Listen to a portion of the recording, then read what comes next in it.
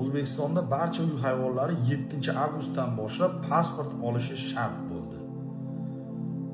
Endi egalari hayvonlarni, masalan, sigir, qo'ylar, echkilar va tuyalarni tug'ilgandan keyin 14 kun ichida, otlarni 4 oygacha, cho'chqalarni 30 kungacha, it va mushuklarni 3 oygacha ro'yxatdan o'tkazishi shart bo'ldi. Bu qiziq bo'ldi. Bu qanaqa bo'ladi endi? U mushuk tug'ilsa yo it tug'sa, uni tuqqan bolasini ko'tarib olib borish kerakmi? Bu ham mayli tug'ilganida. Uni keyingi savollar tug'iladi. Demak, tug'ilganda pasport olsa, o'lsa o'limlik guvohnomasi olish kerakmi? Tug'ilsa pasport, o'lsa o'limlik guvohnomasi bo'lsa, bu qanaqa? Ertaga uni nikoh dalolatnomasini ham tutish kerakmi? Bizda men tushunmayman-da. Bizda nima qonunchilikda umuman muammoli masala qolmadimi shu it bilan mushukni masalasidan boshqa? Mingta muammo-ku. Soliq kodeksini qarayman, tuhmat kodeksi deyman har doim. Xohlagan tadbirkorni kerak bo'lsa, unchunchasini urib tashlasa bo'ladi.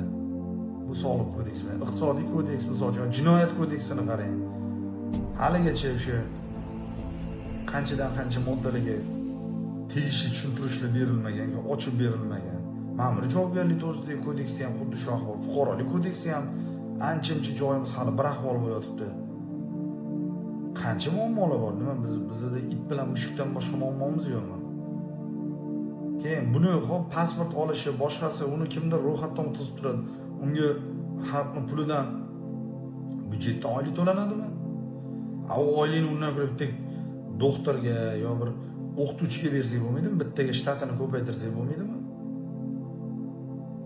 It bilan mushukka pasport berganda nima o'zgaradi? Bir aholini yashash darajasi, turmush sharoiti, iqtisodiy holati, ijtimoiy, madaniy bir holatlari kuchayadimi? Nima o'zgaradi o'zi?